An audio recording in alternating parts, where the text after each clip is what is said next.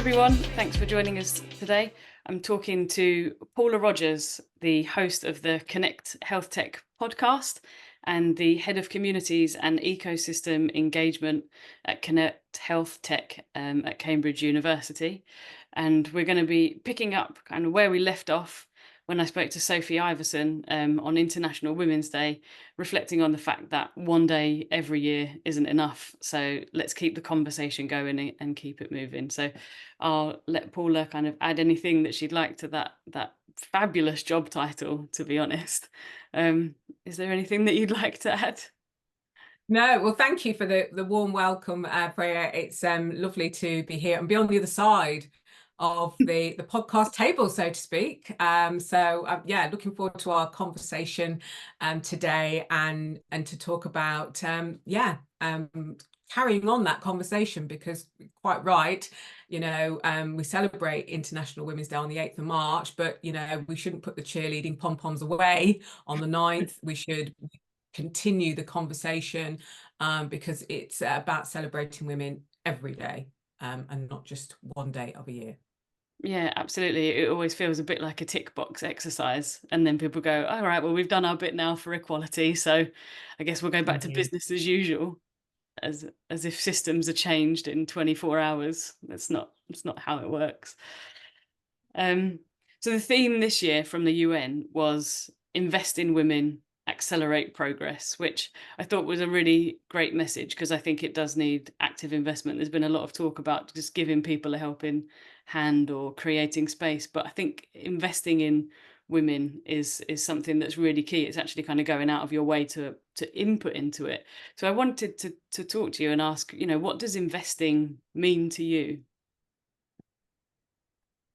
I think investing in women benefits us all, Freya. It's not only about ensuring equitable practices and creating inclusive societies, but it's also about, for me, embedding and implementing policies that provide economic empowerment women. And what I mean by that is ensuring that women can have and enjoy the same types of work, and benefits and protections, things like pensions, flexible policies, and resources that others do have and do enjoy.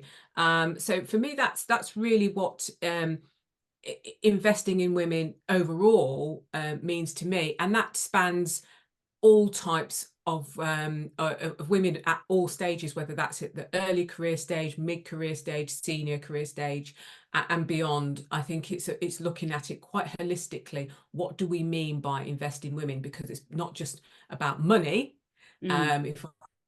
It's investment in all types of resources and support.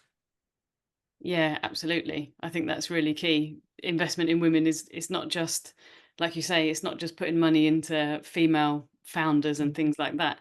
It's kind of those investments that you make that can make a difference across society, really. Indeed. I don't think that's an underplay. If childcare were better, then you would be, women take the bulk of childcare responsibility. If they were able to return to work, that would be an investment in women. It's all of these tangential things, isn't it? It's not just a lump of cash that goes in to a startup. It's kind of investment all the way through society. Yeah, I think that too. And I don't know if it's the same. Lots of people very kindly have invested time in me. And I think that's also really important. They kind of have allowed me to progress and grow within my professional and personal life. Do you have anyone that you reflect on and can think of that's kind of invested in you and really made an impact and allowed you to grow? I think most recently, yes, I've got a good friend and mentor. Shout out to Soraya Jones, who has certainly invested in me and been a champion. She keeps her cheerleading poms out for me in the circles that she moves in. So that's that's definite investment there that I can say. In the early part of my career, I worked for human resources as the start of my career, and I had a great HR director as a boss. She was to be absolutely frank, she was a ball breaker. But she had to be. We worked in a very male dominated industry. And she was a tall, willowy blonde. But my gosh, she could absolutely stand up with the guys, and Yeah. completely invested in me, saw the potential, Mhm. and nurtured and nourished the potential too. I can, in hindsight, look back and see that. And so I'm immensely grateful. We're still friends now, which is fantastic. She's still one of my top three bosses. Yeah. You know, she was she was, you know, she pushed you, she really did. Mm. But that was because she clearly saw the potential and rewarded the, you know, the efforts and the work as well. She was open about recognition and reward, which sometimes, a lot, oftentimes you don't actually get. So I'd say those two, one from the beginning and one for right now. And that, but that's in addition to investments early on from parents. You know, there was clear investment there. I was sent to a very posh private school, you know, that family sent me to, and you know, that was certainly a big deal, to do, for a you know, a black girl, in coming from the West Midlands. But there was investment there. You know, child of immigrants, they wanted me to have a better start than they did in life. Yeah. So there was real investment there, to help give me a good head start in life. So yeah, yeah, you know, I have seen that pay dividends over the years. Yeah, that's great. That kind of investment right at the beginning, and I guess Yeah. education kind of, it sounds like, was lauded as something that could help you kind of in the future. It opens doors, doesn't it? Having access to education. It Um, really so does. It's when, and I think being uh you know, a child of immigrants into the UK, education for a lot of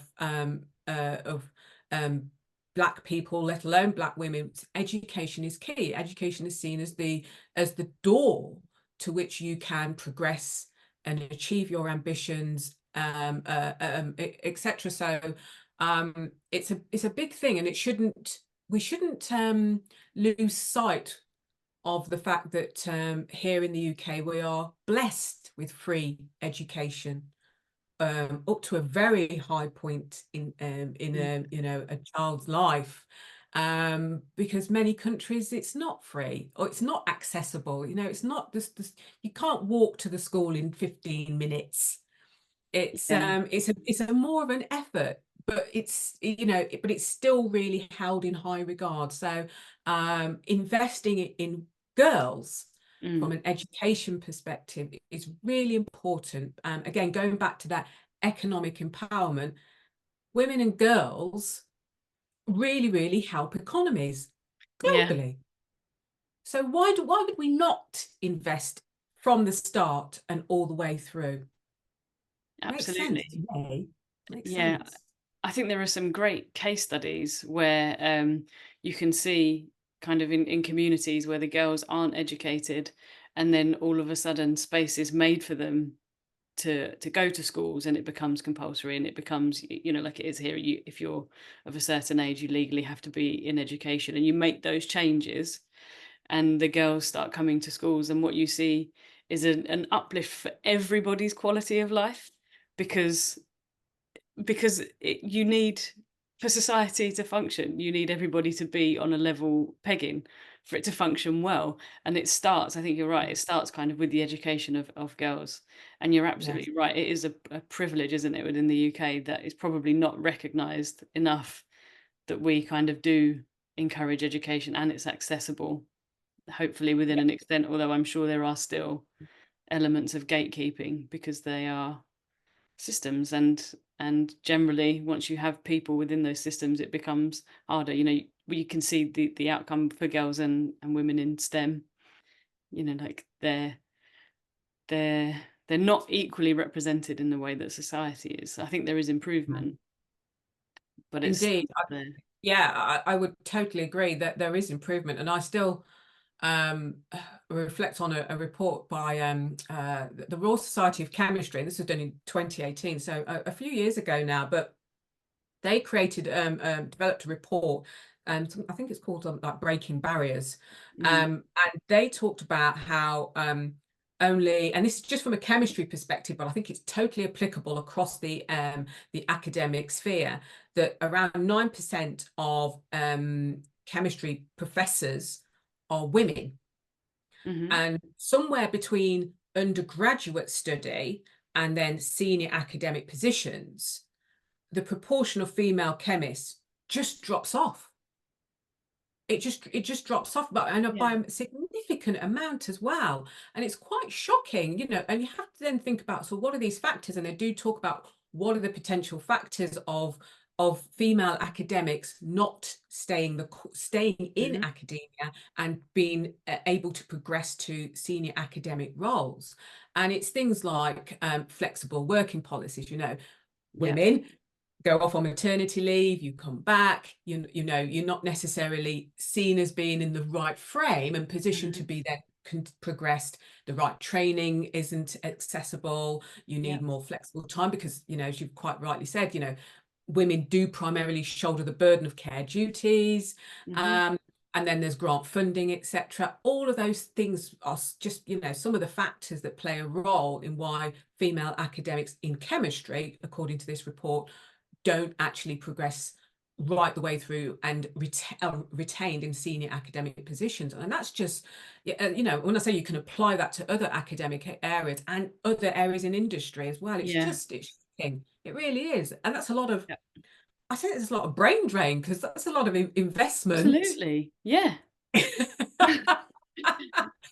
You know, from the education system at that undergrad level, but and you know, and not making it through, or even from an apprenticeship level. You know, I came the apprenticeship route. So, you know, again, but it's still investment in time and money in qualifications that then get lost and not really, you know, potential being fulfilled. It's I think it's a shame. Yeah, all of that time studying, all of that knowledge and all of those potential great ideas that then don't get Get lost. unlocked because they can't they're not enabled to stay the course to achieve their full potential. It's kind of it's not just getting the most out of people, is it? It's getting the best out of people. That's something that you hear quite a bit. And yeah, something as simple as saying, yeah, you can work 3 days a week. It could be the difference between somebody staying in those roles and leaving and having to find something else that isn't quite, it's not quite their thing. If you're honest, you know, they might want that role and instead you end up doing kind of a 70% of what you want and you never get to find out. I think, yeah, I'm sure it is applicable. I'm thinking back now when I was an undergraduate and it was heavily male dominated, kind of all of my lecturers. And I think the BIA have recently done something where they've tracked through and they found, I think, that there was better kind of racial and ethnic diversity in the male sphere, which they were quite pleased at, but they still found that it was heavily weighted towards men coming through into the pharmaceutical industry and that women were still kind of lagging way behind in terms of representation within society. Indeed. Yeah, I can cite another report that I've read recently, a McKinsey one, and they do, I think it's an annual report with a non-profit organisation that works hard and champions women in the workplace. And although progression you know, is being made at the C-suite level, and it's a lot better than it was. But the mid to senior level, and this is applicable industry and academia that we've talked about, it really lacks progression. It's sort of like, you know, you just, it seems to be like an ever-growing pool of talent at that mid to senior level that can't just make it through to the next rung or rungs of the ladder. And so what are those factors then that are keeping that ceiling there? I've heard the term the broken rung, you know, because you know, you just can't get above that one, you know, because it seems to be you know, not effective. So what are those factors that are keeping women in particular from the senior leadership roles and from, you know, achieving their ambitions, because women are ambitious. Oh And yeah. you know, really. Yeah. We're ambitious and we're smart. Yeah. We deserve a seat at the table. It just feels like there's always something in the way, or there is a far greater expectation for women to deliver than there is for the men in the similar roles. I feel like Mm. I've kind of experienced that, where the barriers are, or not the barriers, you know, the bar is set slightly higher for me to progress than my male counterparts. And I've often wondered what's the justification for that. And it's caused me to leave roles because I think I don't understand. And I think it It, must be the same at every level. indeed. And then you can layer into that the black perspective, because as a black woman, the expectation then is triple on top of that in terms of expectation, Mhm. and working as well to mitigate the preconceived biases that will come with that. The strong woman, so you don't show vulnerability in the workplace. Mhm. Um, Assertiveness can be seen as the angry black woman. Yeah. So tend to rein in your personality, so that you're seen to be fitting in.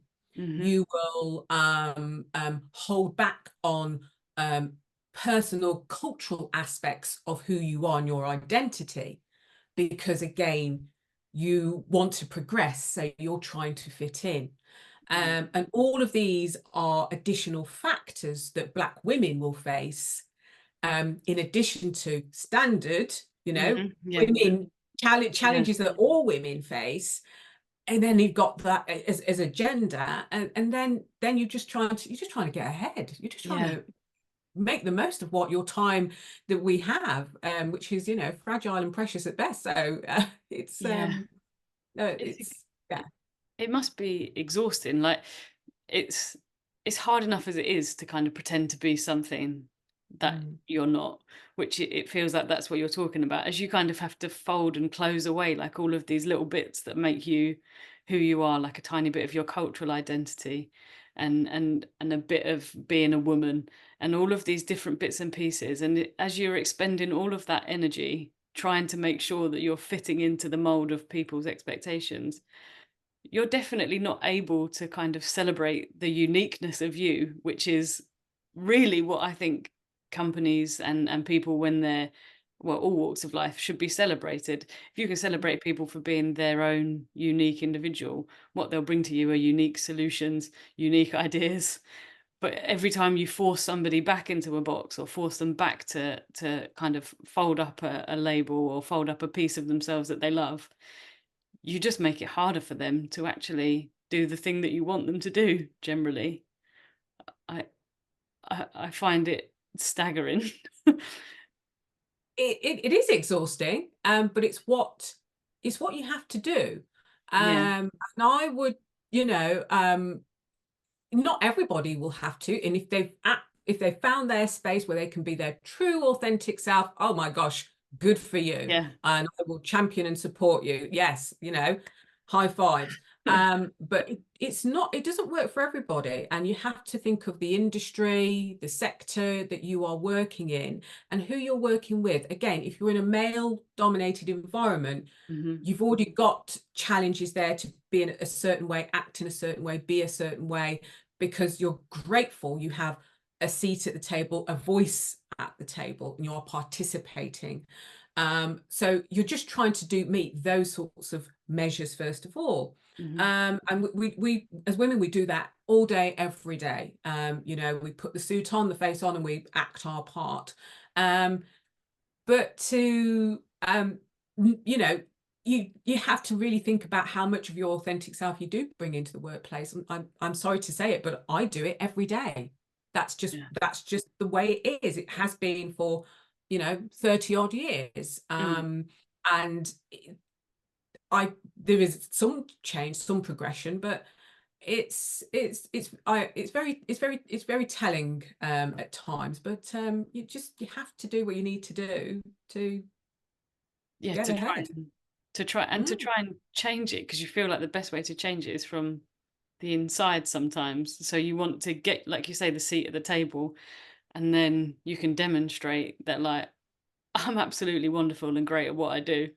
Can you give me some appreciation, please? But it's very Yeah. hard for people to see that until Yes. you've kind of fit into all of their kind of their metrics, and then you can say, "This is me. I'm here, and I'm great." Don't you think? Yes. And they're like, Yeah. Yeah, indeed. Yeah. Yeah. "Yeah, Make it work. Make it work. yeah." Yeah. Do you think things kind of have improved if you think back to when you started working, and maybe even from when you were kind of in your school, like you said, being Yeah. black and an educational environment like that, and then kind of coming into the workplace? Do you think it's better, or? I think it is slightly better. When I first started out, I could never have imagined, I would say as a starting point, there were no role models Mhm. um, outside of sport and music for you to look at and say, okay, these are the captains of industry that look like me, male or female. Um, Here in the UK, specifically. So things are a lot better. I think the internet has opened up where you might see role models or Mhm. people in who are captains of industry and leaders in their sectors who look like you, talk Yeah. like you, have an accent like you. Mhm. um so if things are better, but we're nowhere near where we should be, Mm. you know um and there is still a lot of work to do. It's a work in progress. Bottom Yeah. line, a work in progress in terms of ensuring that women have equity, and ensuring that black and brown women also have, equity in the workplace. There's a lot to do. Yeah. I Mm. think it yeah, I think that reflects kind of what I would see. It's slightly better, but the changes don't come quickly enough. And I think I also find an issue with uniformity. So you might find a space that feels good for you to kind of exist within, but then you can go to somewhere that is extreme, like really similar, but it doesn't have the same feeling of safety. I'm gay, and I remember kind of in one workplace, even within different rooms, there's no kind of uniformity of acceptance in the way that you want to Mm. be able to. When you speak to some people, you can be, I can be gay, and I can talk about the fact that I have like a female partner or whatever, Yes. but in other rooms, that it's best to just steer clear, Mm. remain completely ambiguous, and never mention the fact that you have a life beyond that room, because Yeah. you don't want to be asked any questions. I find that quite that's I imagine it must be similar. Some spaces feel good, and some spaces you think should feel good, but you go into them and they don't, and you can recognize kind of instantly. And then you have these problems where you have to backpedal and kind of change who you are to not, well, to be heard within the room, perhaps. Does that kind Yeah, of make sense? it's a really, yeah. I mean, for both of us, we both got, from underrepresented groups here today. Those challenges are things that we face on a daily basis. There are some spaces that you're at ease, it feels very comfortable, and there are other spaces where you get the vibe. Mm, You get the vibe, and then you're adapting.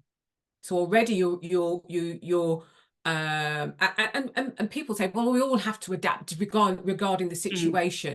mhm. And yes, absolutely, you do. We all have to adapt to our whatever room it is we're in, etc. But these are added additional layers that nobody else is having to think about. Yeah, And yeah. that's the difference, because you're having to read the room Mhm. in a way that you weren't expecting to when you walked in. You thought, okay, I'm just going to read the room because I want to know exactly who's who, and how I can Yeah. participate and what I can add and contribute to the conversation. But I'm also thinking, oh, crikey, I think, they might not be Black friendly, or okay, I Yeah. see a bit of a clique going on over there. So, Mhm. those are additional layers that, yeah, you are having to think about. You're having to Yeah. think about, as you said, don't even mention it. Don't even talk about life outside of work, because they're not going to get the vibe. They're not going to get get it and be open and friendly Yeah. towards it. Yeah. Which, again, it's another challenge that really could do without. Yeah. And at the end of the day, how does this relate to your ability to do your professional Mhm. work? Yeah, It seems absolutely. really obvious, doesn't it, when you think, how does this relate? How does the style of my hair relate to what I can achieve? Mm. How does my home life impinge on my professional capabilities? Yeah. But yet we are faced with challenging and pushing back on that on a daily basis. Yeah, and it's tiring. And women, and that's, I mean, yeah. again, as women, you're having to, you rush into a room, and but you're not even going to mention the fact that you've had, childcare issues, Mhm. or elderly parent rushing to the hospital, get hospital appointments issues. You're just going to turn up, think, and Yeah. do what you need to do, center Game yourself, face and on. game face on, and Yeah. then here we go. I'm in the room and I'm present. Mhm. All of that stuff that's going on, your phone's buzzing five. You just and you're just trying to get on, and Yeah. day. So Yeah, ah. it's exhausting. What do you what do you think stands in the way of change? Is there anything that you see that you think this is exhausting and you're constantly kind of butting up against it? And you I think, think we need more national campaigns around allyship, men, and mentoring. mhm, We cannot do this alone. We need more male advocates, more male champions, and they need to be, in every industry, every sector. And shout out to all the men who do mm, proactively, provide allyship and invest in women in their career progression. yeah, If we think overall that membership is important to career development, it's critical for women, especially women, and benefiting from sponsorship from a mhm, male colleague is particularly powerful. It gives you that leg up. It might help you over that broken rung in the ladder. mhm. It's that male advocate saying to another male colleague, oh yes, she is a good egg. He is great, And yeah, that can make all the difference between you spinning around in this mid-senior space and mhm, you achieving the senior leadership role in academia or industry or wherever it might be.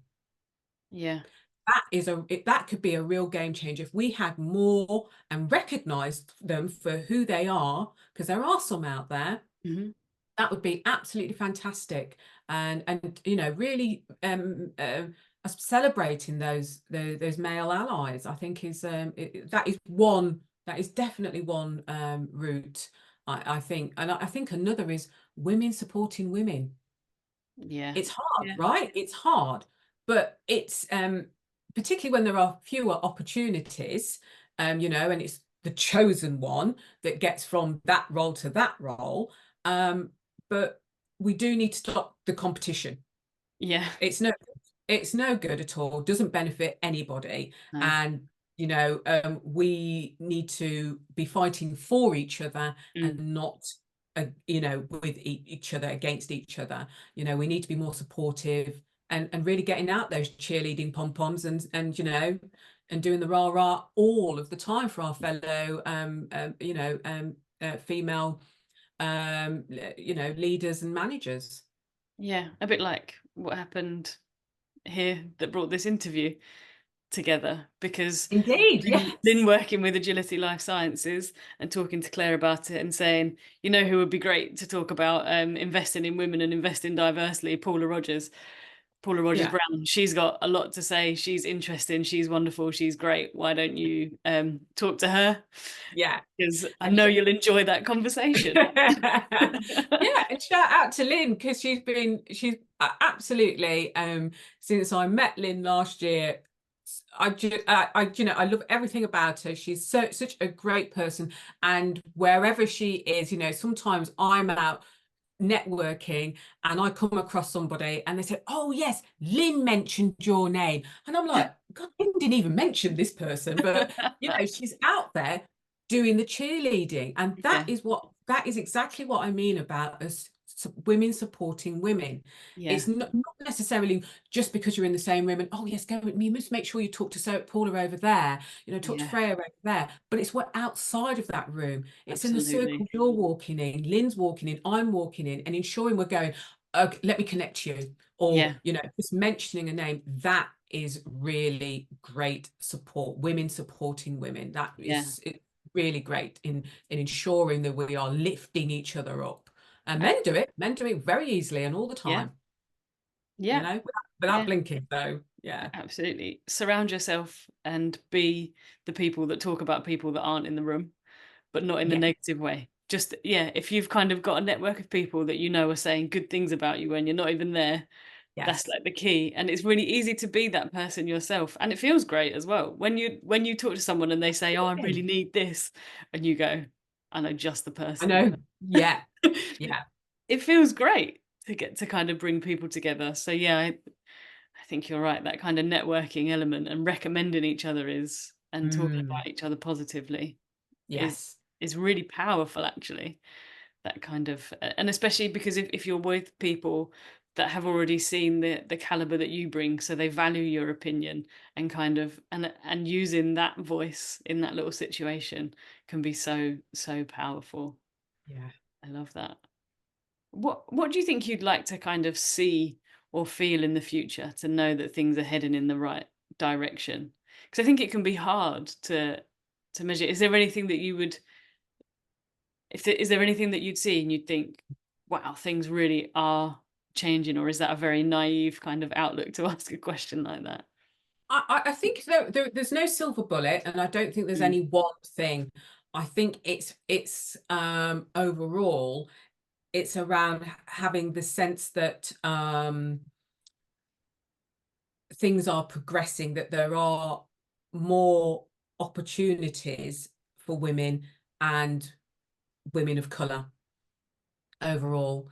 And that is things like understanding better that we need more flexible access to opportunities, mhm, um, because recognising women do shoulder the burden primarily for caring duties, and that caring duties not just for children but for parents as yeah, well, and that with other commitments. Run a lot of events. An example of this, I run a lot of events over the years, and when I ask men to speak, I get an instant yes. I mhm, ask women to speak, and they're like, "Oh, let me get back to you." They're checking their diaries, they're checking what other things are going on. yeah, They want to do it, and they absolutely, but they've got to check, they've got to find out. There's much more consideration going in. The men just go, yes. And the difference in that is quite astonishing, because they're saying yes, and then they'll figure out how they're going to, yeah, make it work. Women are, how can I make it work? Then I'll come back to you with an answer. So ensuring that we're flexible about events and event timings as well, which mhm, also lets to networking. There's a lot of straight from work networking in the life sciences industry and health tech industry and other areas as well. How does that play out? It is a convenient time, but is it convenient for everybody? Are we mm, making it inclusive enough? yeah, Training I see as another area, and not just, oh, well, there's a course over here you should go on, but really holistically looking at how do we want to develop our staff, and that's everybody, Hmm. And what can we do to ensure that things are appropriate, whether that is more job shadowing of other senior leaders, whether that's tailored courses, and or maybe running some in-house courses that are more tailored to our suite of employees. Hmm. Um, things like that will create measurable differences going forward on an ongoing basis, because it's about an ongoing piece, which Hmm. is why I don't think there's just one silver bullet to it. No. But if we start to see some more things around access, flexibility, training and development, then we should start to see going forward subtly changes, but also the opportunities being there alongside allyship. Yeah, that's yeah, that's a very comprehensive kind of, yeah, there's not one thing that you get to see that lets you know that there's progress. You have to see it kind of everywhere that you walk, and then you know that there's progress. It's no use, like you say, having Yeah, one room that's a safe space and the office next door is not. It's no use having yeah. training in one place but not in another. I love that the tailored training and giving people an opportunity to work shadow, because I think that works really well. It lets you see what the roles are ahead of you, and it lets Mm. the more senior people see hopefully how great you are. And if I you, yeah, I really think there should be more adult job shadowing. We tend to think of internships and shadowing as mhm, being something you do at the early part of your career, work experience, you yeah, have work experience in school. I think we should be doing more of that really at mid-career stage, because there must be a whole groundswell of women who are looking for those opportunities. But what would that actually mean? What would that work, yeah, how would it fit in, with what I want to do and want to overall with my life?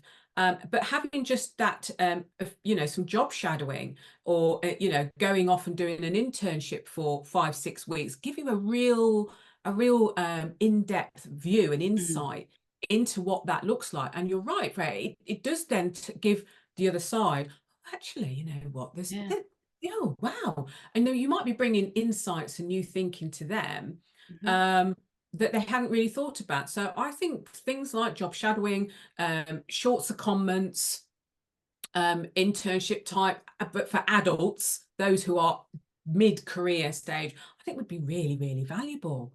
yeah, We'd be enriching a lot of areas with that type of training and development.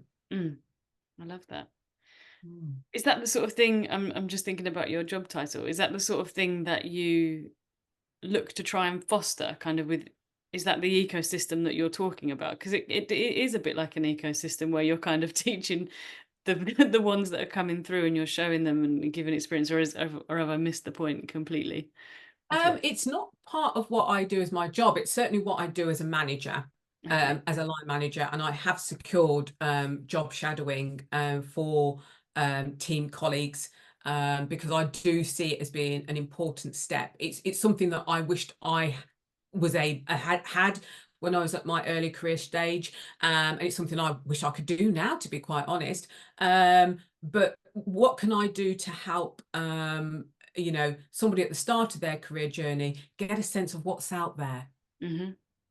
Well, if I can be the conduit and facilitate some job shadowing in areas that you're interested in companies outside of our own institute, and university, then why wouldn't I do that? Why wouldn't I do it? Yeah. I'm here to help your career journey onwards and upwards, hopefully, Mm. not stymie it, not put you in a bird cage, and think, oh, there, Yeah. no, no, go and fly. That's what I think being a manager and a mentor and a coach is all about. It's about building people up Yeah. and fly. And I love that, because I think it dovetails really nicely into the UN sentiment of investing in women, or investing in Mm, people, to be honest, and then accelerating progress. Because I yeah. think it does all of those things, doesn't it? You're investing the time, you're giving people the opportunity. It's not necessarily a huge cash injection into somebody's life. It's these small investments that people can can give to others, these little investments, and they'll allow those individuals to progress quickly. And hopefully you'll start to see that progression happening on a much bigger scale if more and more of this type of investment is made. Absolutely. And then hopefully by showing that this is a way forward, hopefully when they're at a stage with their own teams, they're Yeah, doing they're thinking and doing something very similar. yeah, And I think just, more of it, as I said, more of it. And I see it as a win-win overall. I see it as a yeah, win-win, and it feels likewise. good to be able to facilitate that. It's at no cost. Everybody wins. The other teams win. I win. The employee wins. Yeah, There's no loss there at all. no. And on a much bigger scale, society wins, like we said right at the beginning. Absolutely. If There you you go. give everyone if you have equity and you give people opportunities, everybody Yes. wins. It's a no-brainer. Everybody benefits from female women progression in the workplace, having a diverse range of employees. It sounds really, really obvious, but women still aren't being able to achieve their full potential or achieve ambitions because of particular mindsets or employment practices or limited opportunities. We really can just remove some of those barriers, be enablers, change Mhm. agents, um, to really help women. And that's what investment is for me. That's what that investment is. It's about the not just the big ticket, here's a Mhm. big fat salary, but it's about those wins along the way, the smaller ones. It's about women supporting women, the allyship from male colleagues, opportunities to have insights into other areas of work. That's all investment. That's all investing in women and Yeah, accelerating progress. yeah. That feels like a really beautiful thought to kind of end on. Feels like an excellent conclusion.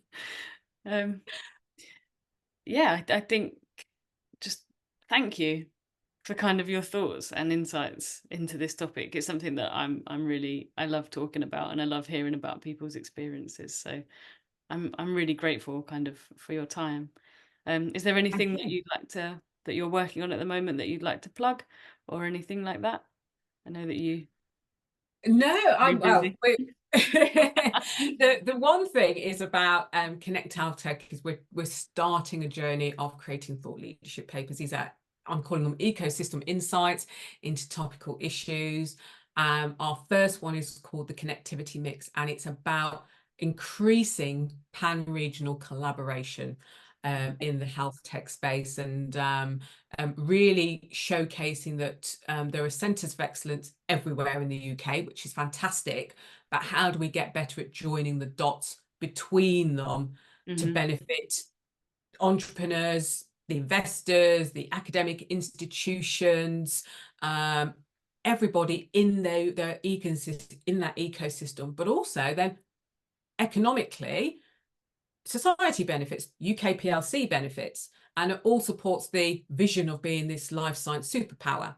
If Hmm. we want to be really, really competitive, we need everybody in the UK to really pull together. And how do we link arms better Hmm.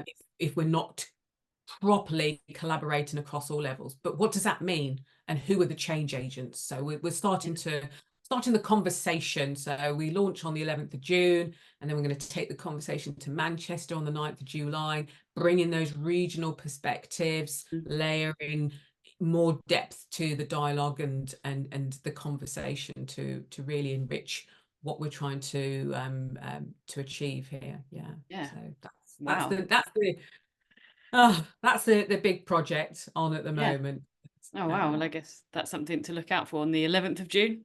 Did you say? 11th of June, we launch our thought leadership paper. Yes, it will be available online, and yeah, Oh, we're talking more marvelous. about that going forward for sure. But Yeah. thank you so much for having me for this podcast. It's been great to talk to you about investing in women and accelerating progress. I'm always happy to talk about championing women. And yeah, we will keep the cheerleading pom-poms ready in the handbag.